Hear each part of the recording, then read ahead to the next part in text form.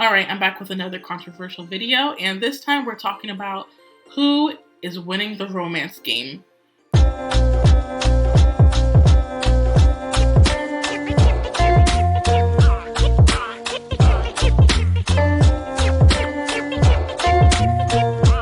Okay, so before I get into my personal opinions on both types of work, let's start with some objective truths. Let's start with the history of shoujo manga as well as the history of romance manhwa, often referred to as romance webtoons. So to start, shoujo manga, originating from Japan, holds a treasured place in the world of comics. Its roots can be traced back to the early 20th century, alongside the development of manga as a whole. In its early years, shoujo manga primarily focused on historical and traditional themes, reflecting on the conservative societal values of the time. As Japan underwent significant cultural shifts in the post-World War II era, shoujo manga began to explore more conservative themes. The 1960s and 1970s saw a surge in yearning for love, otherwise known as koi gokoro narratives, setting the stage for modern-day romance shoujo manga. Pioneering works by artists by Osamu Tezuka and Moto Hagio revolutionized the genre, introducing intricate character development and emotional depth. Shoujo manga possesses several distinct traits that set it apart. The focus on emotional nuances, delicate artwork, and dreamy storytelling enthralls readers, predominantly female, with its emphasis on the emotional journeys of its characters. Themes often revolve around high school life, magical elements, and the exploration of interpersonal relationships. Meanwhile, across the seas in South Korea, romance manhwa, or Korean webtoons, was gradually gaining traction. Though its beginnings can be traced back to the early days of Korean comics, the genre truly flourished in the digital age, with webtoons becoming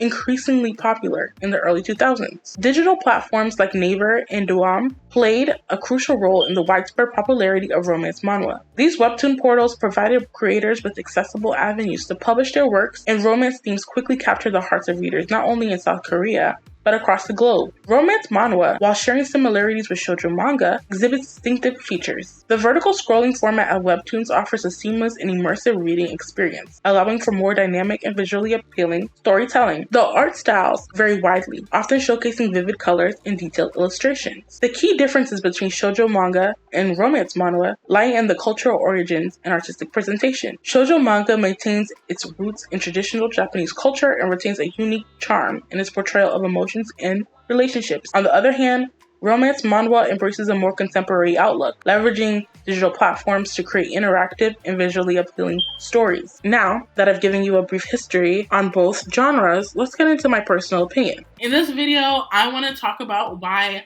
manhwa is doing a better job at writing romance and specifically female characters in general that are like multi-dimensional. And when it comes to shoujo, it's not that I'm saying that there's nothing good coming out. I think there are still like good shoujo that's coming out. What I will say is that shoujo has gotten like super weird over the years. Like, not even to be over the top, but like I remember I was on chibi manga and I'm like, okay, half of this is like X-rated and then the other half is like super weird. Like, why do I want to read a manhwa about a manga, let me be very specific, a manga about a girl who's into a wolf? I'm not interested in the whole furry thing. So I feel like manga has taken a weird turn where now it's like just so super bizarre, whereas manhwa is still pretty on like key as to what like I think a lot of young girls and women are looking to read on their free time. Like, not all these girls and women want to read girls who are into wolves. We watched Beauty and the Beast when we were kids, and you know, they had one on us, but when we grew older, we realized how weird that was. Okay, we realized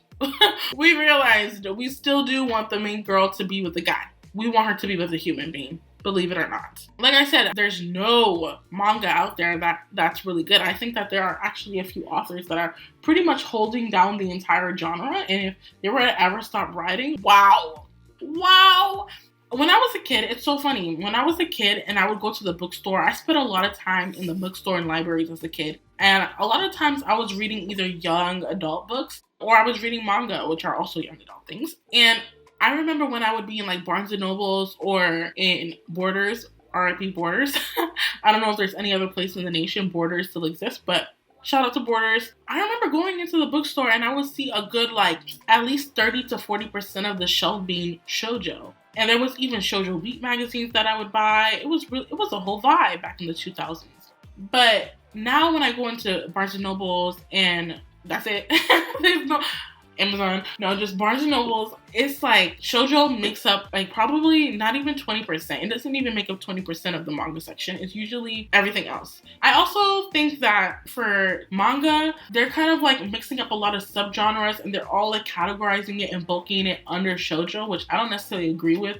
I think people should have like subcategories for everything. Yeah, now there's no more Shoujo Beat magazines. And there's very rarely shoujo on the shelves. And if they're published, if they're any good, they're like 9 times out of 10 not even published by Shoujo Beat. It's really bizarre. And so I just find that, yeah, manga has just been getting super weird. It's not really appealing. They're evolving people's interests, or I don't know if people's interests in Japan are changing. Interest of young girls in Japan are changing. There's also a lot of weirdness. There's a lot of X-rated, R-rated stuff now, and it's like hard to find a romance that's just pretty clean or just like relatively clean. Like, you know what I mean? Like, it's very, very hard to find that. And you find it very easily in manhwa. That's another reason why I think shoujo is on the downhill. Number one, they're kind of like mixing genres together and bulking it all under shoujo, which is like not accurate. Number two, there's a lot of X-rated content now more so than before, and it's kind of outnumbering a lot of the non-X-rated content. And then there's number three, a lot of the same tropes get recycled, and the way they write female characters is so two-dimensional. Sometimes it can be so boring. I think the person who interested me, the last shoujo that has high reread value is Blue Spring Ride. And the reason for that is because the author wrote the main character Futaba in a way that I just never thought I'd live to see a female character be written. And it's not she was completely revolutionary. She wasn't a revolutionary character. She was actually like, she fit the bill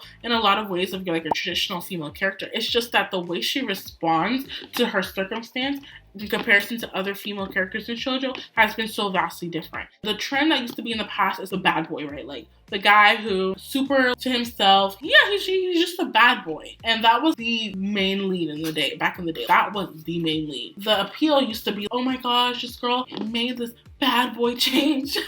This is why you have all these girls in real life who think they could change men. And it's like, no girl, just let that man be. He can change himself if he'd like. That used to be the trend back in the day. And the thing about it is the guy used to trample. He used to dog that girl out. And she'd be like, oh no. She would not do anything. She would have like no backbone and she would be like a doormat. Looking back on it, it's like, okay, I was young. That's why I forgive myself. But now, y'all can't still be writing these same tropes. And I do see a bit of a variance, but like it's not one that is so stellar. It's probably moved from the bad boy to the tsundere man, who technically he likes the girl too, but he's just not willing to let her know, and he just really mistreats her until he's ready to actually embrace his feelings, which is another type where this man is emotionally unavailable. That's why I really like Blue Spring Ride, because they give you the unavailable character, right? First of all, I think that a great setup for a good shoujo is the whole trope where they start off young, they know each other young, and then they move away from each other and they reconnect in the future in high school. I think that's a really cool dynamic. It can set you up for success depending on how you execute it. I've really found an example of this trope that has really let me down personally. So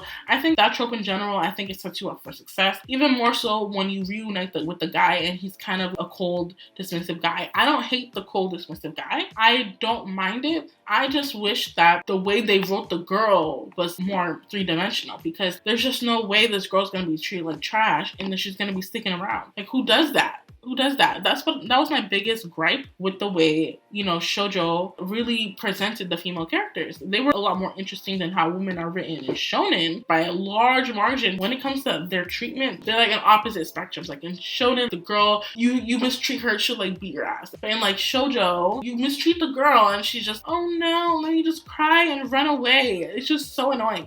So I really liked Blue Spring Ride because that whole trope of them reconnecting, he is super tsundere and like cold and dismissive, and she's trying to like basically reignite their relationship or friendship at first, and then she like develop feelings, and then they both exhibit signs that they like each other. And then I really liked Blue Spring Ride because the big plot twist was him actually rejecting her after leading the entire audience on. Okay. And then when he rejected Futaba, it was like he rejected us, and it was so hurtful. But that was a part of why this series was so good, because you were so emotionally invested. What made it even better is that she did not stick around moping around. She moved on with her life and she moved on with a new boyfriend. And it's not like these other shoujo where, the girl waits around, is still there waiting around for the guy when he has his wake-up call. And like, he just does the bare minimum. Like, the standards are in hell. The bar is in hell.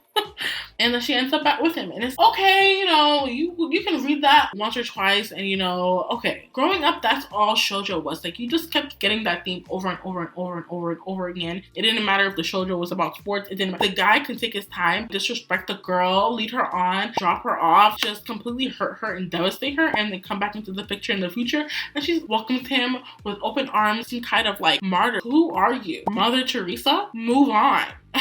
I really find myself liking manhwa a lot more for the reasons why I dislike shoujo. The way they write women characters, female characters, is so much better. It's like so much better. Yes, she still likes the guy, but she also a three-dimensional character. A lot of times, first of all, when you're reading a shoujo, the way the plot is structured is around the guy and the girl, and then everything else is kind of like a backdrop to support the dynamic between that guy and girl. Whereas in the Korean manhwas, the plot is the storyline. There's already a storyline in place.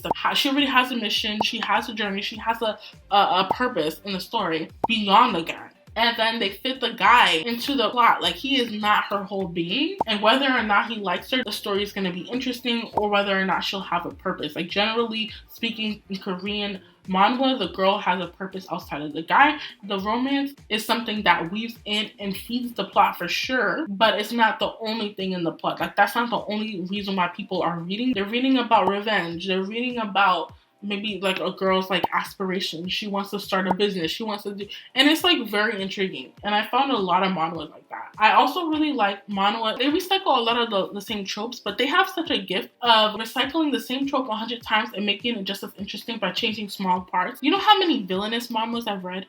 It is actually sick. I have read so much villainous manhwas. Whenever I see one drop on Webtoon, I'm like, oh, another one to go.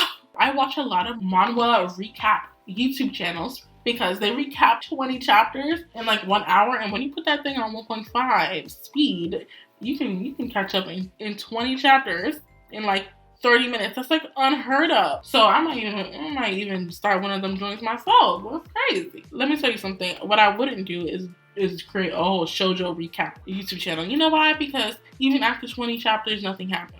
Recently, I've been reading the author of Blue Spring Red's newest work called Sakura Saku, and man, that is a perfect example of a story that has gone nowhere in 30 chapters. I'm not even joking. This month marks chapter 30. One chapter comes out a month. This month marks chapter 30. You know how many years? That's almost 3 years. And nothing has happened. Imagine you taking 3 years. 3 years to do nothing. Nothing has happened. That's so unlike her. But it's something that's very cyclical when it comes to shoujo. And it's kind of, damn, I'm just tired. I'm just trying to express, like, it's very fatiguing. Like, who has time for that? Not I. I don't have time. I do have time for it, but I don't have time. Another reason why manhwa is just doing a lot better in the romance market, in my opinion, is the humor. Manhwa writers, I'm like, you guys are underground comedians. It's really crazy. Like, going off on a tangent, I was recently rereading. This series is not even done. It's still continuing, but I read it in such a short amount of time that I caught up so quick. Eleseed, Eleseed, that manhwa will have you in tears because it's so freaking hilarious. And it's kind of like the shonen.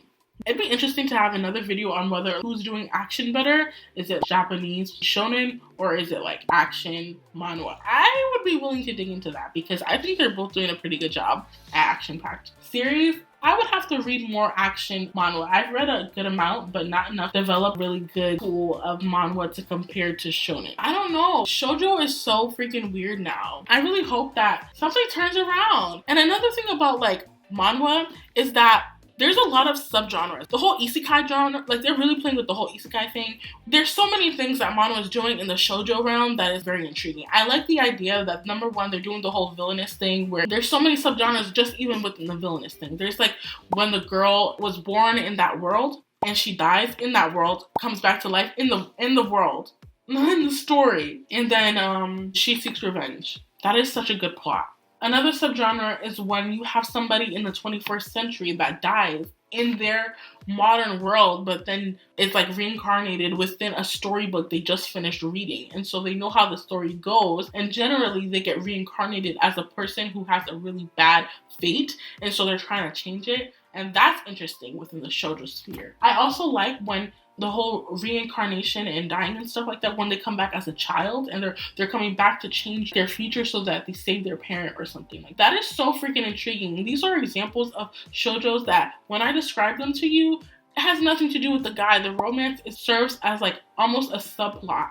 There was a romance I read about a girl who comes back. In her previous life, she was a villainess, but it was because she was manipulated into being the villainess. But right before she dies, her sister, who pretty much set her up to die, reveals to her, yeah, I did this. I set you up to die, girl. And then she dies, and she's like, I'm going to come back, and I'm going to make you pay for this. And she comes back, and she does make her pay for it. And it's so juicy, okay? It's so juicy. And that's just some of the plots. There are some that have nothing to do with dying and coming back to life and all that stuff. There's so many other ones. I recently read one that was really interesting about this girl who has this magical umbrella that was passed down to her from her mother. And when she opens the umbrella on rainy days, she gets transported to her soulmate, wherever he is in the world. Whenever it rains and she opens her umbrella, she transports to him. And then when it stops raining, she transports back. And that's an interesting plot. There's so many good manhwa out there that have so many. Like, I have not read manga with interesting plots like that. If you read a plot or a blurb about a manga, typically it's already talking about a girl and a guy. The girl has no purpose outside of coming to school to get a boyfriend. And that was cool in the 2000s, maybe even 2010s. But we're in the 2020 era, and man, we're still here. And that's why the Korean manhwa artists and authors are knocking it out of the park when it comes to romance. Let me know your thoughts. This is like a long-winded video, but it's been on my heart. I think it'd be interesting to do another video kind of side by side comparing who's doing it better in like the action realm. I do think that Japanese manga artists, shonen manga authors are still holding their ground in the action-packed realm. But Korean people are generally, another thing I forgot to mention is that Korean people are generally more funny in their manga. They have a good way of, like, I don't know how they do it, but they do a really great job of conveying humor in their work, but they also do a good job of artistry. I think the fact that manhwa is in color while manga is in black and white adds literally another dimension to their work and makes it more engaging. It makes it feel like you are reading a show. Whereas manga, it feels like you're reading a comic book, and I still like that experience. But, you know, back in the day, manga artists used to give you like color spreads to keep you interested, to keep you, this is like a really cool experience. I don't find manga artists to actually do what they used to do back in the day, like in the 2000s, keep up and maintain fan base and keep them engaged and stuff like that. Even shonen doing full color spreads with the whole, group of characters on it. Like, I find that to be rare. One Piece is still doing it, but One Piece is from the era I was talking about. So yeah, I'd be interested in making a video about that, but I definitely need to increase my experience with like action manhwa. I have like a few under my belt, but not like that much. I have Solo Leveling, Seed, Tower of God, God of High School, but that's like, I should add more. But anyway, let me know your thoughts on the state of shoujo today. Do you still find, yourself intrigued to it? Are you like keeping up with the interest now? Do you think that...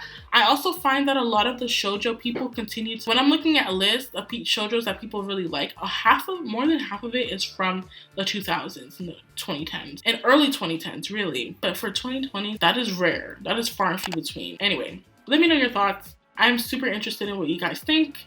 See you later.